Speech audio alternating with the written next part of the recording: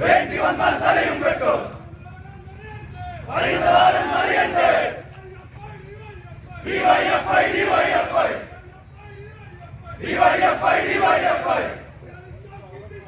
ഓർത്ത് കളിച്ചോ സൂക്ഷിച്ചോ.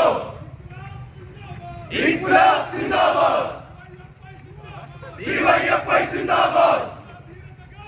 ഞങ്ങളുടെ വീരസഖാവിനെ അശ്വിൻ എന്ന സഖാവിനെ ക്രൂരമായി ആക്രമിച്ച മാഫിയ സംഘങ്ങൾ ഓർത്ത് കളിച്ചോ സൂക്ഷിച്ചോ. ഓർത്ത് കളിച്ചോ സൂക്ഷിച്ചോ. ക്രൂരമായി ആക്രമിച്ചു. ഇൻക്ലാബ് സിന്ദാബാദ്.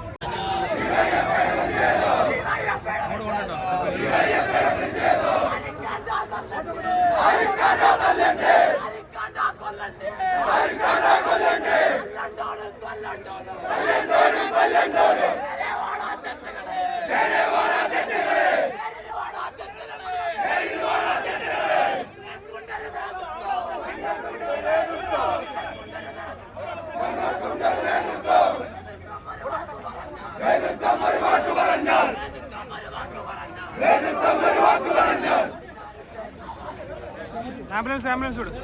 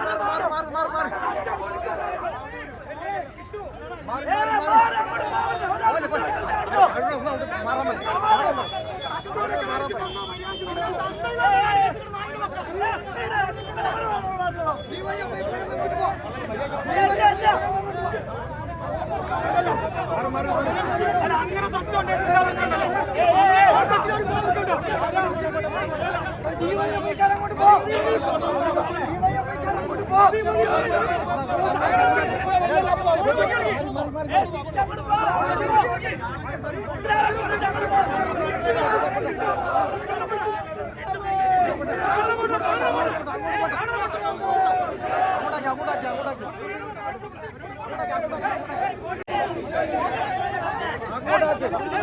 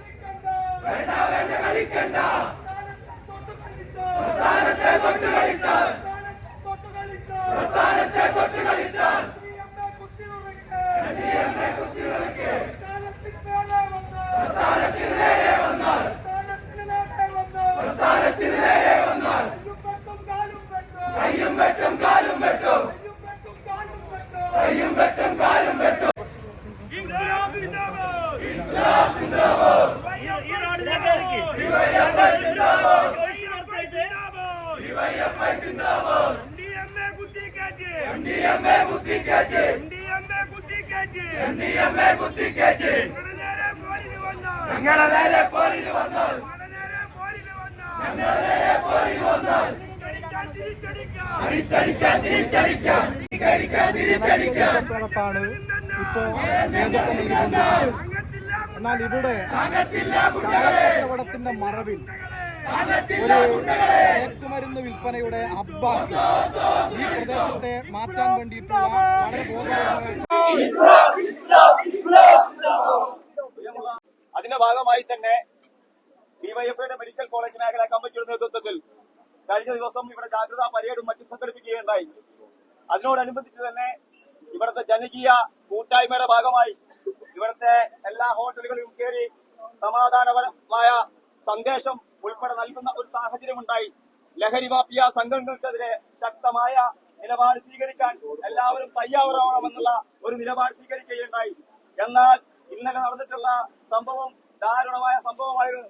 ഇന്നലെ വളരെ സമാധാനപരമായി ഡിവൈഎഫ്ഐയുടെ മേഖലാ സെക്രട്ടറിയും അതുപോലെ തന്നെ ഇവിടുത്തെ സാമൂഹിക രാഷ്ട്രീയ രംഗത്തെ പ്രമുഖരായിട്ടുള്ള എല്ലാവരും ഈ പറയുന്ന കാര്യങ്ങളുമായി ബന്ധപ്പെട്ടുകൊണ്ട് ഹോട്ടലുകളിൽ കയറി സംസാരിക്കുന്ന സമയത്ത് ഒരു പ്രകോപനവുമില്ലാതെ ചില ലഹരി മാഫിയ സംഘങ്ങൾ അവർക്ക് ആവശ്യമായ ചില നടപടികൾ സ്വീകരിക്കാൻ കഴിയാത്തതിന്റെ ഭാഗമായി അവരെ ഡിവൈഎഫ്ഐയുടെ മേഖലാ സെക്രട്ടറി ആക്രമിക്കുന്ന സാഹചര്യമായിരുന്നു ഉണ്ടായത്.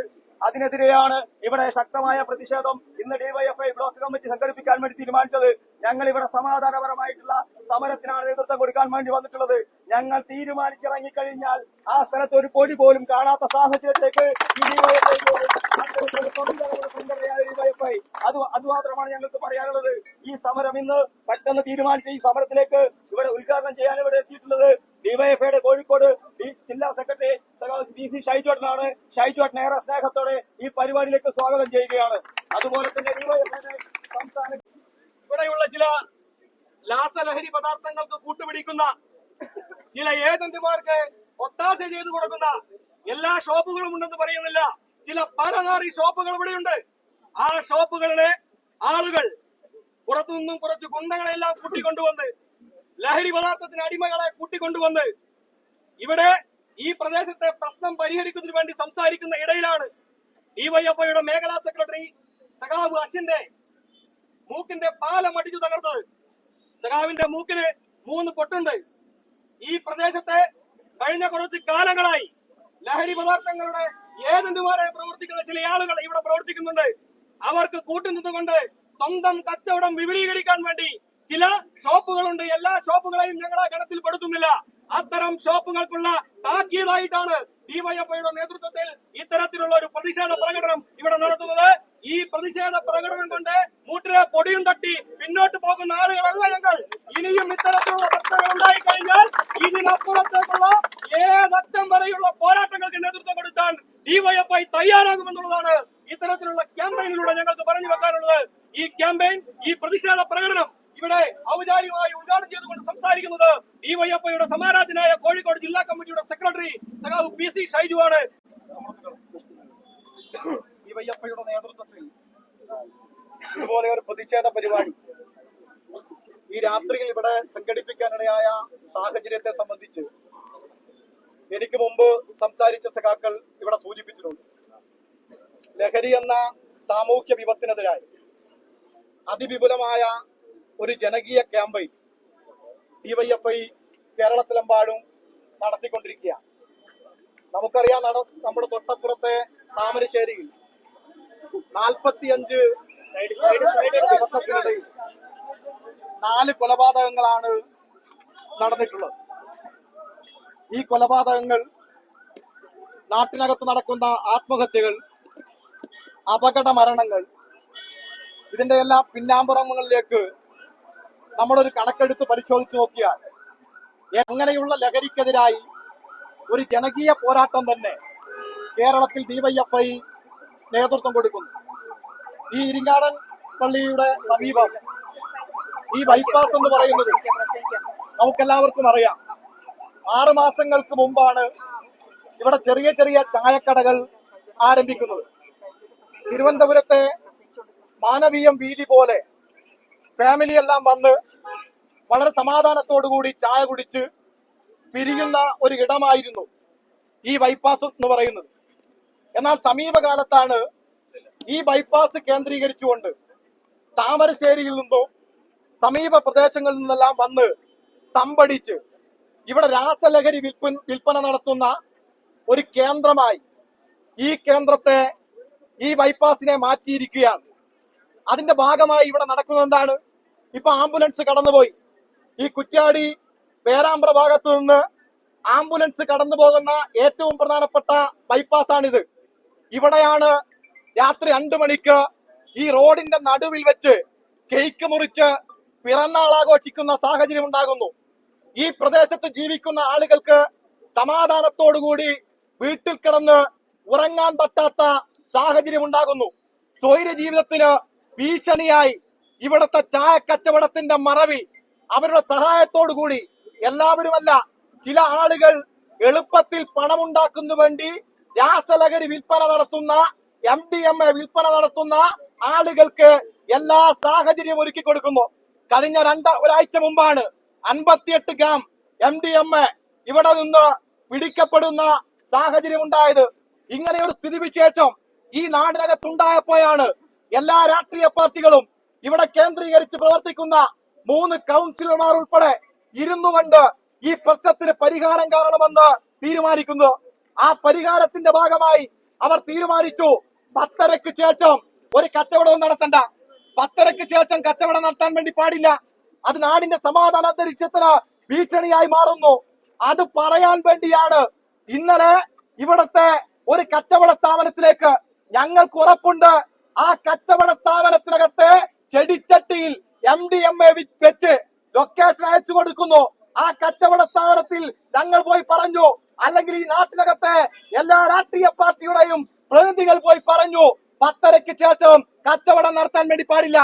അങ്ങനെ പറയും, അങ്ങനെ പറയാൻ വരുമെന്ന് മുൻകൂട്ടി കണ്ടുകൊണ്ട് MDMA വിൽപ്പന നടത്തുന്ന ആളുകൾ ചില കൊട്ടേഷൻ സംഘത്തെ ഏൽപ്പിച്ചു. പറയാൻ പോയ ജനകീയ നേതാക്കന്മാരെ ഏകപക്ഷീയമായി ആക്രമിക്കുന്ന സാഹചര്യം ഉണ്ടായി. ഞങ്ങളുടെ മേഖലാ സെക്രട്ടറി അശ്വിന് ഭീകരമായ രൂപത്തിലേക്കുള്ള പരിക്ക് പറ്റി. നോക്കൂ നിങ്ങൾ, ഇതാണ് ഇവിടത്തെ സാഹചര്യം എന്ന് പറയുന്നത്.